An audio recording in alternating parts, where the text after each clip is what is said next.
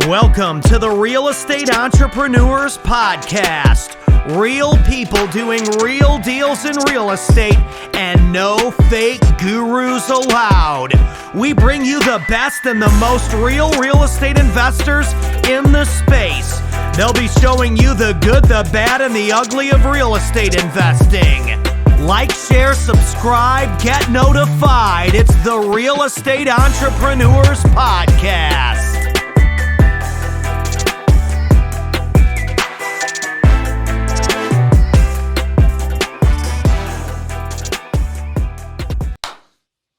Welcome to the Real Estate Entrepreneurs Podcast. And today we have the man behind the studio. How you doing, Ricardo? Mr. Sheik What's up? Mendiola. Now, the question is his name Carlos, Jose, Juan? You guys can call me Sheik. Sheik, man. Sheik is the man behind the videos. Behind those guys, HBHS, Homebuying, Homeselling Association, my friends Michael and Charles, and also behind Mr. Clutch. Yes. My boy J.R. Hernandez, who just launched his podcast called Clutch Entrepreneurs. So you guys might want to go check it out. But anyhow, guys, we've been actually working all weekend to get the studio up and running. And the truth is, man, I called Sheik, I think it was on Friday or Thursday, and I said, hey, man, need a little bit of help because I have a lot of equipment that's not functioning properly. I'm missing, I got a Blackmagic camera, I have a Canon camera, then I have a brand new computer that I bought, got these microphones, had a Rodecaster, had all kinds of stuff, man, and unfortunately, the guy that was touching all this stuff before Sheik didn't make it work. He didn't put it together. He had his reasons, he rather use other equipment than this equipment. But I must admit, Sheik, you are a bad motherfucker because you came in and made it work, man. But anyhow, thank you so much for taking the invitation to be interviewed by me. Thank you for the kind words, Ricardo. Absolutely, man. I appreciate it. So who is Sheik, man? Where do you come from? Well, I live in San Antonio, Texas. Okay. I'm over there with Mike and Charles, Uncle Charles and Mike. Shout out to you guys, man. Amazing people. I work for them most of the time. I get to see the ins and outs of what they do, and it's really exciting to be able to document the journey there. Man, that is a really hard question to answer right now. Who is me? Funny to say, I never really thought that deep, but so let's go back. I'll help you uncover and peel the onion. Help me peel the onion. I help you peel the onion. So where were you born? I was born in Alexandria, Virginia. Really? Right outside of Washington, D.C. Oh, yes. Wow. Okay. So, how come you were born there? Like, how did that happen? Well, when two people get together. Right. Yeah, so was your mother living there at the time? So my dad was, I think he was a hotshot over there at the Hispanic Chamber of Commerce in D.C. Right. So he had a really good job over there. My mom lived in San Antonio, and I guess they moved over there together. And, I was born over there. How old were you when you got to San Antonio? I was about 4 years old when I moved to San Antonio. My dad stayed over there for work, and so I moved here with my mom, and I lived with my mom. Just me, my little brother, and my mom over there in the Leon Valley area. Okay. For a while. And then, my dad moved back, and we all moved in together, and the rest is history, I guess. Good. Yeah. So you've been in San Antonio since you're 4? Yes. And you went to high school and all that over there, right? Yes, Thomas Jefferson High School. And Mustangs. How did you do while you were in high school? Were you a good student or what? I was a good student until my senior year. Oh, yeah? Yeah, I decided to be the cool guy. Yeah, my senior year. You found alcohol and women? Yeah. Is that what it was? That's what it was, and music too. So I was really involved in the heavy metal scene in San Antonio. Yeah, as a teenager and in my early 20s. I actually toured around the country playing heavy metal music. So I was a touring musician before I got into content creation. Really? Touring musician and music producer, yes. Oh, wow. So I didn't know that about you. So what was the name of the band? The band was called Buried Under Texas. They're now Cold Casket. They're still really great, man. They rock out. Oh, they're still playing? Oh, yeah. They're rocking out, man. And what were you playing? What I would play guitar. I was playing guitar. I didn't know you were a guitar player either. Yes, Oh, for wow. a very long time, I was a guitar player. Okay. And I toured with some other bands as well. Mother Sound from LA. Shout out Mother Sound. I love you guys. I toured with them for a little while. what was the biggest band you guys opened for? Ooh, we played with a lot of professional bands. Like We played name a Mayhem. few. We played Mayhem Fest. Well, in the heavy metal industry, there's a lot of big festivals where there's a lot of bands playing on multiple Right. stages. So we played Mayhem Fest with Slipknot, Korn, Trivium. You got to meet all those guys? No, I didn't get to meet a lot of them. A lot of them Okay. like hang out on their buses and just chill, because Right. it's hard for them to walk around without being bothered. But yeah, we got to play on the same stages as those guys. Pond of Burning Body from San Antonio. Shout out to you guys. Those are my homies. All They're a right. great band. Yeah, but we got to open for some major, major acts. It was a lot of fun. It was a great time in my life for sure. Oh wow. And how old were you when that happened? So I played my first national show when I was 17. Yeah, I think it was 17. I played my first national act. That was Upon a Burning Body. I played with them in Corpus. That was with another band. And then I was playing with national bands until I was about 24 years old. Oh wow. So from 17, so that was 7 years you were in the heavy metal scene. pretty Rocking much. out. Yes, sir. Okay, that's pretty cool, man. I like heavy metal myself. I'm more of a Iron Maiden, Guns N' Roses, Metallica. Oh, that's great music. That's great music. Metallica. Those are my three favorite bands. And every now and then I listen to Coldplay as well, right? Yeah, But Coldplay Coldplay's a jam. is I wouldn't call that metal but music, that is not but metal. That is it's just a jam, though. heavy pop, I would say. They're great musicians, though. Now that I'm older, I don't find myself listening to a lot of heavy metal music anymore, especially that I'm heavily involved with the content creation and stuff like that. I find myself listening to all kinds of music all the time, dance, hip hop, yeah, even oldies too. I'll put on oldies every now and then. Yeah, I listen to a lot of reggaeton now. Oh yeah. But dude, if you met me when I was like 14, 15, I had long hair, earrings. What? Fuck yeah, I dressed No black. way. I dressed black and shit. Wow, I would've it was never all thought. heavy metal, dude. That's it. Like I was listening to all the stuff from late 80s, early 90s, right? Then I got into the whole grunge, Pearl Jam and Oh yeah, that's great. and music, too. Nirvana and all of that stuff. Absolutely. But yeah, that's cool. I didn't know that about you. So at 24, why did you quit the heavy metal scene? I had some really deep rooted personal issues. Okay. And I got into a lot of problems, and I was just going down a bad path. My opening up for all these major acts, your ego can get really out of control. Yeah. I was out of control.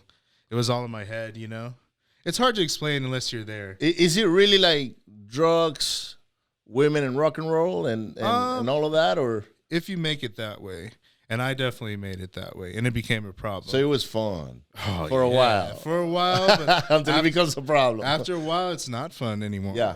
And I hit to the point where it was not fun Oh, wow. anymore. And I definitely didn't make the change. People made changes for me, and it was very necessary. Okay. And how did those changes come about? Like, Just I eventually the band moved on without me, and they rebranded. they said, "Sheik, you're fired." Yes, Something like that. You got fired. I got fired from the band. I got fired from the band. Hey, I got fired too before, man. It's all right. We I all love get those- fired from time to time. I love those guys. I still do. I needed to get fired. You know what? And probably for you, it was actually a much better deal that you got fired because it was a blessing in disguise. At the time, I didn't think so, but now Yeah, you were mad. I was more upset, disappointed. I felt a little betrayed, but at the same time, I understood the reasons why. For sure, it was very clear why. I wasn't getting along with my bandmates at all. Yeah, you were just out of control. I was out of control. My ego was out of control. Yeah, you felt like Axl Roses, I guess. Maybe not that big. Maybe not that big of an ego, but to the point where I started to definitely neglect the way I was treating people and the people closest to me, Right. and my bandmates. There's lack of respect. You still talk to those guys? I talk to a few of them.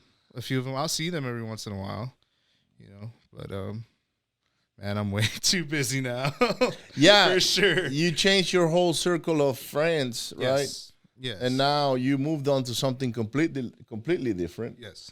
And well, I can't say completely different. Believe it or not, a lot of what I do now is rooted in music creation. It is, and I see it on your videos. Like every time you pop a video, it's got music, it's got shots, it's got certain scenes that you pick from people when they're either talking or dancing or having a good time or taking a picture together. But it is different in a way because I believe this is a much cleaner environment, number one. Yes, even though we still party and all that and we drink. We have a great time. And we have a great time. But it's not rooted in, malicious thinking, Yeah, we're not trying to harm anybody. Exactly. We're actually trying to help people out. Exactly. Get better. That's all it is. There's nothing wrong with having a fun time, guys. There's nothing wrong. As long as you're not using it to cover up emotions and hurt and things like that, Yeah, because that's what happens when you fall down that path. When you start involving drugs, you involve alcohol, then you're on the road, and that's where it really started, was going on the road, for sure. On the road, it's out of control because you're like on a vacation, on a false vacation. Yeah. And then all of a sudden it gets real tough. It's a tough life. I see why a lot of bands don't stay together, a lot of groups, It's tough. How do you think those guys from like Aerosmith were able to? I don't know. Glue it together. That's a damn miracle, man. How they're still together, because I know they've had their differences, but And they all were drug addicts at some point. Oh yeah, out of control. Yeah, and so that's even Guns N' Roses. They're back together now, but they were apart for like 20 years. I know. That's crazy. So, and then when they fell apart, a lot of that had to do with it. Like, and there's nothing like that OG lineup, man. Nothing like Slash and Axl Rose together, man. It's awesome, dude. I love magical. those guys. I've seen them at least 4 times since they got back together. Yeah, I went to Coachella. Okay. I saw them there. Axl was singing from a chair because he had a broken leg, so he couldn't run around. He was just sitting there, but he was freaking giving it all out. He was rocking out. Oh, yeah, that's good. And then after Coachella, I saw them at the NRG Park here in Houston. They filled that thing up. I mean, that was 80,000 people or so. Oh, wow. And after that, I saw them at the Toyota Center here in Houston as well. They came back around like a year later. And that's the 3 times I've seen them. I thought I'd seen them another time, but the reality is I was going to buy tickets to see them in the Cowboy Stadium when COVID hit. Oh no! So they canceled the show. That was canceled. Oh, Luckily I didn't buy the tickets because they were not cheap. I'm and sure I want to see them, from No nosebleeds around here. Exactly. But I'm a big fan of Guns N' Roses. I'm a big fan of Metallica and Iron Maiden. Iron Maiden I've probably seen 4 or 5 times as well. That's awesome. Guns N' Roses altogether, I've probably seen them 8 or 9. Okay. I've seen the different lineups, but the first time I saw them was in '92 in Venezuela. I was only 14 years old or so. Wow. And that was the original lineup, with the exception of the drummer. It was Matt Sorum, not Steven Adler. Okay. But Matt Sorum is the GOAT, dude. Man, that dude is the GOAT. Play, man. But anyhow, let's talk about you. So yes, sir. So okay, you quit heavy metal. Mm-hmm. And then I transitioned into, I guess I tried to kind of like do hip hop. I think everybody at that time was doing a hip hop wave, and I got that's crazy. So people from hip hop try to go to heavy metal, and then people from heavy metal try to go to hip hop for some reason. Hip hop is just going back to like a pop punk, like heavy metal kind of sound now. Before it was real trapped out, heavy 808s, basses, and heavy hi hats and snares. At that time, like 2015, 2016, 2014, 15, and 16, it was a different style. Hip hop changes so fast, Yeah. So I was trying to do something like that. I got a little bit of traction, actually. I played a few shows and, actually was doing pretty well. But were you rapping or no, or were you just putting singing the beats or what? I was singing. So I can't say it was like rapping. It's like singing, but to hip-hop beats. Right, okay. And then I don't know. Like I guess during that time I was really going through a transition period. Trying to find out what you wanted to do. Yeah, trying to find out who I was and what I wanted to do. I feel like I'm still figuring out who I am each day, but I think we all are. You know, it changes, man. So when I was 21, I had no clue what I wanted to do. No clue. I was completely lost, and that's how I ended up joining the Navy, because I needed insurance and a paycheck. So I said, you know what? I'm gonna join the military. I'm going to get structure, number one. Number two, I'm going to get a paycheck. Number three, I'm going to get insurance for my daughter. That's all I care for. And then once I was in the Navy, 2 years in the Navy, I found out I didn't want to be in the Navy anymore. So I had to wait 2 more years until I did my time. But then I went into the oil and gas business as a technician. So I was putting valves together and all that. And I went all the way from that to I was running a business, $120 million a year. We all know the story. I was the freaking product line guy, big shot and all that. And then I got laid off, and I started doing real estate full time. But I changed what I wanted to do 3 or 4 times.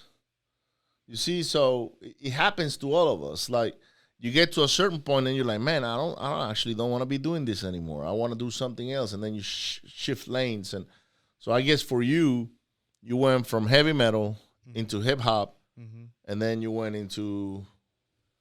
So I went into hip hop, like, I guess, you know, trying to create music and paint myself as an artist per se.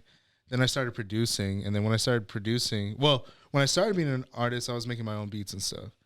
Then I started using other people's beats. Then I started making beats for other people, and I got a little bit of traction there. Started working with some bigger artists, you know. Manny Fresh here in Houston, you familiar with him? Yeah, I linked. Manny Fresh is in Louisiana.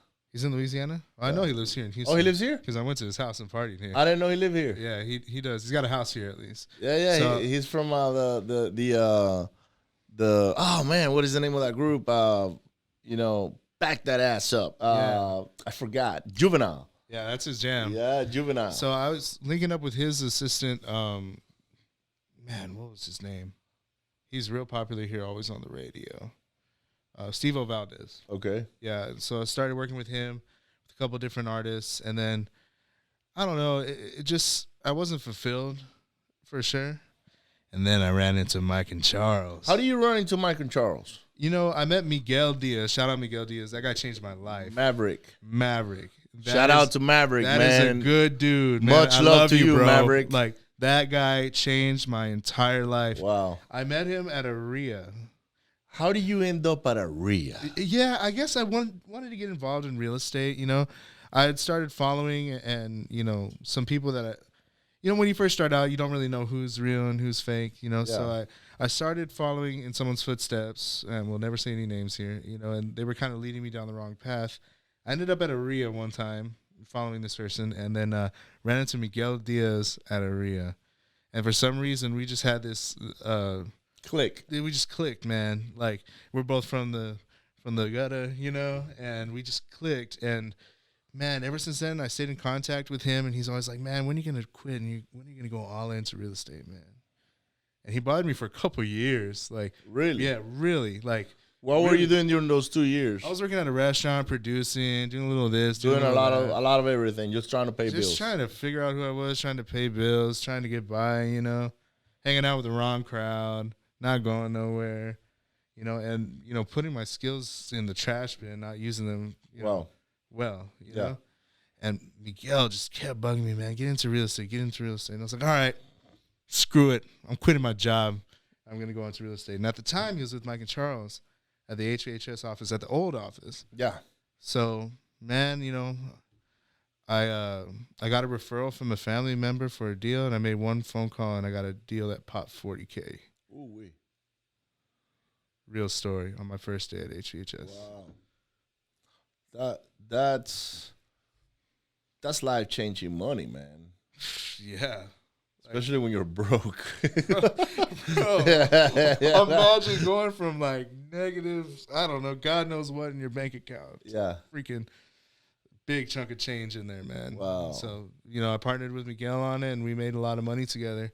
And I partnered with Mike and Charles on it. We all made a lot of money off that deal. And, I did a couple more deals with Mike and Charles. Man, shout out to Mike and Charles. Those guys changed my life too. I love man. those guys, man. They're my friends, Michael and Charles out of San Antonio. Man, I can't thank them enough for what they HBHS, guys. We're actually both wearing the rocking colors. it right now. That's crazy. Yeah, turn up the hustle. That's Mr. Hustle there, Michael Llanos.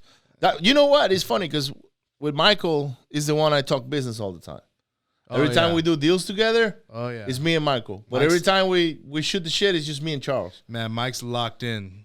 That boy is locked in. Yeah. I tell you what, that boy is about his paper. Man, that's what I like about Mike is he don't play no shit, man. Like he's straight to the point, you know. Yeah, and I think that's why they have such a good like working relationship because they're two different dynamics that work so well together. So when did those guys find out that you had those talents to put like video together and create content and do what you do now? So it was a funny story. We were at an event here in Houston, wholesaling. Oh, yeah. I know who put that together. So, yeah, I wonder. So we went to wholesaling and, man, we went over there, clicked up. All of us pulled up, black and gold, you know how we do. And then so the leaders, I guess they went out to go, have a few drinks and mingle with some of the other guys. And it was me, Miguel, a couple others from the team, and Dutch Jackson. You familiar with him? Yeah, I know who he is. Yeah, we were all. I invited him to the mastermind. Yeah, but he was unresponsive. I think he was sick for a while. Oh no. Yeah, and God, I hope he's all right. I haven't talked to him in a while. Yeah, but that guy's the boy too. And so I brought my laptop and my speakers and some audio equipment, and I was like, man, let's cook something up, man. Oh, and I was with my boy Ron. He was with HBHS for a while, but he had to move back to his hometown. Where's he out of? He's out. I don't know exactly. I know it's in between Corpus and San Antonio, but he's back down there doing his thing. Alice, Texas. Yeah, Alice. That's where he's from. That's where he's at. I knew exactly. Yeah. You said Corpus and San Antonio. Yeah. I picked up Alice right away, dude. It was on the tip of my tongue. I tell you what, man. I went to Sinton County Jail one time. Yeah. And I'm sitting there, right? And this little dude comes in. He's trying to bully me. Oh yeah, he's trying to be a big shot. He's like, you don't know who the fuck you fucking with and this and that. And I'm looking, I was like, I'm not fucking with anybody. I'm just sitting right here, dude. I'm from Alice, Texas. And I looked at him and I said, I'm from Maracaibo, Venezuela. And he looked at me like, what the hell is that? And that's as far as he went. He got lost. He's like, he got lost. He got lost in the sauce. But that, I know Alice very well because I used to go every time I will commute in between Corpus and San Antonio. The exit for Alice was there, and there was a lot of oil field activity there in Alice as well. So, shout out to Alice, Texas, if you're watching us here. So, he went back there and did his thing, but he's a very talented musician and producer as well. So we were all in our Airbnb, and man, we started just cooking up beats, writing songs and whatever, and then we ended up coming up with like a theme little song for HBHS. Oh, yeah. And when the guys got back, we showed it back to them, and they were just so stoked, like, that we had made that song about HBHS and how we cooked it up from the bottom up.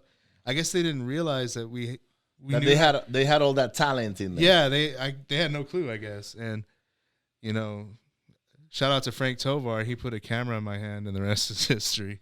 All right. So, good deal, Frank. So that's how they found out. When did you start actually, because I know you transitioned from wholesaling into a full-time producer for HBHS now. Yes. When did that happen? So number one, guys, this is crazy. He came to do real estate with HBHS. Yes. And you did a few deals. I did a few deals. You actually did well. I made some money. But then you're like, I don't know about this. I like this producing better. You like taking the videos and you're following around and you're more of a videographer / producer. Yes. Content producer, right? Yeah. So Mike and Charles had a very talented videographer that started their vlogs when they were doing the vlogs. Okay. His name was John Mark Lucid. Shout out John Mark. Man, he's an awesome videographer. And I really looked up to him and looked up to his, the way he made his videos. And then he wanted to do more music videos and things like that. So that's what he started doing. He wanted to follow his passion. Exactly. So he wanted to follow his passion and do less like real estate stuff. So Mike and Charles came up to me like, hey, you you want to start doing the vlogs? We know you've done video and production. And it's like, yeah, I'll do it. I don't really have the equipment. And that's when Frank had a camera, and it was like a Nikon DSLR, $300 camera. Yeah, it wasn't like the best camera in the world, but it was a camera. And, we had one kit lens, and I was like, all right, like, I'm going to do everything in my power to make the best effing videos with this camera. Okay. And so I learned all about it, every aspect of that camera. Self-taught. Self-taught. Settings, lighting, everything. So I made I did as best as I could with that camera. Then I saved up my money that, from doing videos with Mike and Charles and some other things, and I bought a Sony camera. And I don't use a lot of equipment, guys. Let's make that clear. I don't use real fancy gear. I don't use real expensive lenses. I use decent stuff that works, but I'm not out here repping Black Magics and stuff. I'm using like consumer stuff. Yeah. I'm the guy that uses the Black Magic Magics and Audio Technicas and things like that, right? So I want to make it clear right off the bat, like, you can have all the fancy gear in the world and make really bad videos. He made a proof of that because the guy that was before him couldn't figure the shit out. So he figured it out, and now we're producing. We're live here. We got a whole console on the side set up. Black Magic is pumping video out. Yeah, we're using the Black Magic right now. So yeah, and it's hard to work without a kind of equipment. Let's be honest. So Black Magic is not for everybody. I just happened to own it because a friend of mine bought it and he didn't know what to do with it. And I said, you know what? I was the one that recommended it to you. I'll buy it from you. And that's exactly how I ended up with that Black Magic. That's a nice camera. It is a nice camera. And then I went to Bradley's studio, and I saw he was using that lens. Yeah. And I took a picture, and I said, I'm going to get me the same lens Mr. Bradley has. It's an Olympus Zoom. Yep. So not cheap. So anyhow, okay. You start doing content for HBHS. Yes. And when is it that you start working full time as a content producer / manager? It was actually just like a couple of months ago. So I was always working, doing things for Mike and Charles, even during the pandemic. Like, I was always doing things, but I looked to Mike and I was like, hey man, like I want to hang out here more with you guys. Like, I want to be around you guys more, man. And he asked me, what is it going to take to keep you here? And I told him, and we made an agreement. And then out of nowhere, I guess the content just started to hit. And we're talking just like social media content, not long form vlogs. Me and JR started the Clutch Entrepreneurs channel. Shout out JR. That's another freaking good dude right there. Yeah. These guys changed my life, man. So mad love to all of them. So we started the Clutch Entrepreneurs vlogs. We started with the first vlog, and we just clicked. Me and JR just clicked. And my style meshed with what he wanted, and so we built this channel together, and man, it got some traction really fast. And so I started working with HBHS during the week, JR on the weekends, made a bunch of vlogs, and all of a sudden, next thing you know, everybody's blowing up my phone to go record them, man, and it's wild. That's awesome, man, because that's really you see, real estate has many different areas, right? Yes. But one area right now that is completely underserved is the video production area for real estate investors. You see, I had a videographer for a couple of years. His name is Neil. Shout out to Neil. He was the one running the podcast. He was the one running the everything. Like, he figured out everything we did back in the days. But I saw him more as an operator than as a content producer. Like, even though he will edit and match all these things, he was a master when it comes to all of that. But creating the content itself was not necessarily his thing. So we had to rely on someone else to kind of like create the graphics and so it can you go into a little bit more detail about that? Like, was it like the graphics and like no, fancy things, or was it like there was no story being told? There's no story being told. So he's good at, let's catch everything, let's put it together, edit it, high quality edition. And it looks nice. Oh, it looks good, and and you can hear it well. Like, every time he uploaded something on iTunes, or it was freaking perfect. Like, he's the man to put stuff together. Like make sure it matches. But when it comes to creating the thumbnails, when it comes to creating the reels or the animation behind a video, like intros and outros. That's where we relied on someone else. I see. So the creative aspect. The creative aspect. I get what you're of saying it. now. Yeah. So he's an operator to me, not a creator. In my opinion, I might be wrong, but he created some cool stuff for us. That's awesome. And he's the one that helped us get to where we are today, pretty much. Then he took up on a whole different path. During COVID, we were like no office anymore. And none of us knew what was gonna happen. exactly. You know? So he went and took a whole different route. And shout out to Neil Martinez. I hope you stop by the office one day. But anyhow, then I had a gap, and I kept on buying equipment because I'm like, okay, if Neil is not here now, I gotta go figure out how to do it. And hire somebody momentarily, but that didn't work out either. And then finally, I was like, man, I got all this equipment sitting here. I need to do something. So I started creating podcasts on my Zoom on the computer. I just didn't like the quality of it, Yeah. The video quality I didn't like. The sound quality I hated because you upload that stuff on iTunes. And it's horrible. Yeah. And I'm one of those guys that when I'm listening to a podcast on my car, it better sound crystal clear. If it doesn't if it doesn't sound like that, I want to get off of it. And I know that's how I sound on Zoom. So today, ladies and gents, Sheik has been able to solve that problem. All right. He put it all together. We are on the new studio. This is the first broadcast that we do from this particular studio. And we still got a couple of things that we got to work out here and there. Eventually, you'll see two different cameras also pointing to different people. But this is why I wanted to interview Sheik, because he's the one that helped me put it together. This weekend, he's been here in Houston for 2 days. He's been figuring out where cables where's the memory, what do we need to download, Yeah, we took a lot of trips to the storage. Yeah, we went a lot of trips to the storage. We got a lot of stuff in the storage for all of our event production, basically. And You went all out, man. You got everything. Everything. I just like, and wait until I get my LED screens, man. That's the next step is it's so lit. Buy some LED screens, not only for the podcast, but for the Real Estate Entrepreneurs event and Mastermind, which will be in October 22nd and 23rd in Miami, Florida. Don't miss out. You definitely don't want to miss that one out. Even if you're coming VIP, we got a yacht party. Yacht party. Like Big Pimpin' Spending G's. There you go. Like something like that. There you go. But you'll see Sheik over there because he'll definitely make it. He's going to be recording the whole event that weekend.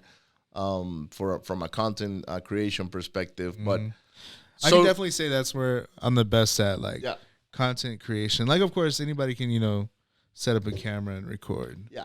But when it comes to making my boys look like rock stars, that's what I try to do. He sure does, man, and that's one thing I like about you, Sheik. We just went to All In Freedom a couple of last weekend. That was a lot of fun. We had a great time. JR was there. Yep, I was there with JR. We had Donovan Ruffin was there. Yeah, Donnie was there. Who else was there that was at the RE3 Mastermind? Pat was there.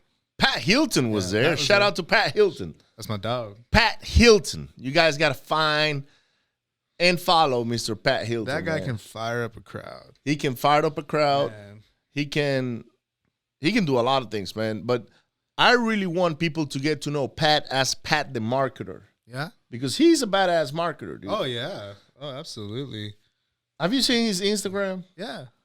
It's pretty fucking funny, dude. I know. And I know he's doing a lot of work for a lot of people. Oh, yeah. Pat's the man. But if you haven't found out Pat, go follow Pat Hilton. I can't remember what your Instagram handle is, Pat, so I'm sorry. I apologize for that. Who else do we have? Did we have there? Alex Sainz, man. Alex Sainz with the all-in team, basically. He's one of the all-in members alongside with Mr. Carlos Reyes and Sal Shakir. They had an awesome event. It was 2 days. A lot of information. Man, that event was more like, they told me, Ricardo, that's going to be like a newbie event. I didn't see it like that. I saw a lot of people knew.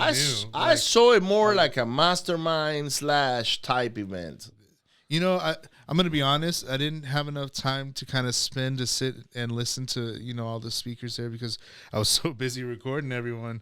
But, you know, I could tell there was a lot of value dropped just because at the end when Carlos got on stage and I guess he was talking to one of a gentleman who had attended who said he didn't learn a lot like the first day. And by the second day, he said that he had learned a lot. I guess it was like an example. So I could tell that a lot of people who went there, even if they had no knowledge, definitely left with a lot of value for sure. Yeah, they did. I did. Yeah. I consider myself a advanced / expert, I guess, in the subjects that they were talking about this weekend.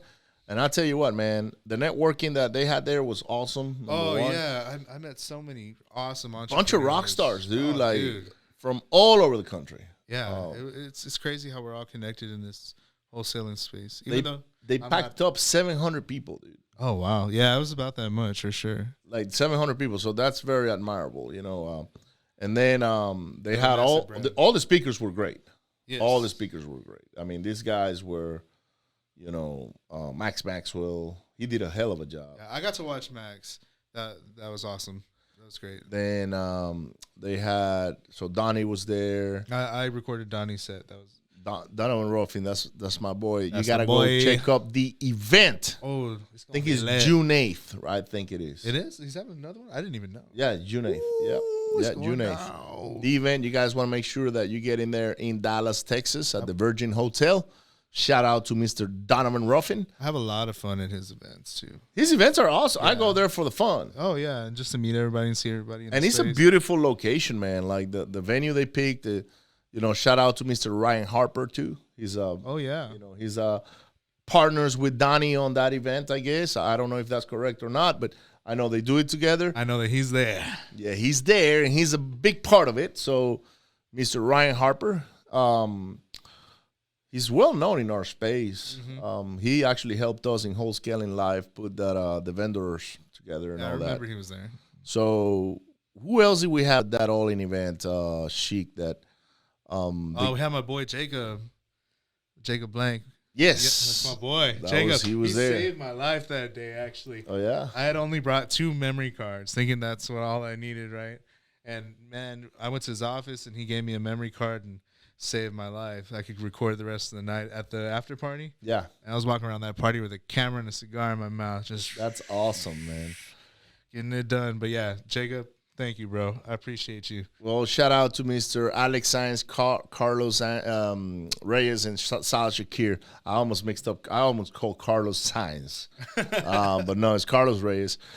They did a hell of a job in the event. They had all kinds of great speakers. What's the name of the guy that the social media guy? Oh, he struck gold on me, man. Ryan Pineda, man, he did a hell of a job. Were you there when he spoke? No, I wasn't. You weren't there. You were texting me and said, "Ricardo, let's go create some content." Oh yeah, and I was like, "No, right now." He said, "No way, I can't do that right now." I'm watching this guy drop major nuggets on social media. Man, I was so busy those couple of days. You know, I went there thinking I was only going to do one thing, and ended up doing a million things. So that's what you do now, right? So, what do you think is in the future for Sheik, man? What does your future look like? Man, so much changes so fast. I'm definitely going to keep this up. Whatever I'm doing is definitely working. Yeah. So I'm definitely going to keep this up. Definitely going to continue to grow in the content creation space, continue to meet new people in our space, you know. Yep. Definitely going to do some things with Mike and Charles. Absolutely. Buy some deals. Definitely going to work with them on whatever I do real estate-wise. Those guys are definitely involved, 100%. But, you know, I'm working with, you know, a lot more people. I'm taking on more work, which is really nice, and still able to sustain, you know, doing things for Mike and Charles. And I don't know, I'm just gonna grow, you know. And I'm looking for, I'm gonna say this, I'm looking for an assistant who can help me with some of my editing. So if any of you guys are experienced in video editing, you don't have to be too advanced at it. Hit me up. You know, we might be a good fit for working together. But I definitely want to do more, and hopefully, if gathering the right team, I can expand a little more and do more in this space, because I really enjoy all you guys. You are all great company. All, Donnie, Tony Romero, shout out Tony. Tony. Mike Charles, you, and anybody else in the real estate space. I really enjoy all you guys and all the knowledge that you've given me about real estate and about, building a business and building a brand. And, I can't wait to see where this goes. So I'm just going to keep doing what I'm doing, keep going down this path and, make mistakes, keep making a lot of mistakes so I can learn. You fell forward. That's the key. Yeah. Failing forward, right? But I see big things in the horizon for you, Sheik, especially in this space, content creation, social media, that kind of stuff. I think that's where your niche is. And all you got to do is make a lot of money so you can invest with Michael and Charles. Yeah, definitely going to invest in Michael and Charles. That's a no-brainer, no question. Definitely. You're in good hands with those guys, So freaking, those guys are like family to me, man. Yeah, and they JR too. Yeah, so just keep blowing up and man, I appreciate you coming all the way to Houston. Yeah, absolutely, man. Helping me set up this beautiful studio, and now you are the #1 guest. I'm honored, man. Thank you so much. In this section of the podcast. All right. The Real Estate Entrepreneurs Podcast, guys. Make sure you hit share, like, and subscribe. Go to my YouTube channel, Ricardo Rosales. We need to blow this thing up to 10,000 subscribers. That is my goal for the end of this year. And I will see you on the next one. Bye. Thank you so much.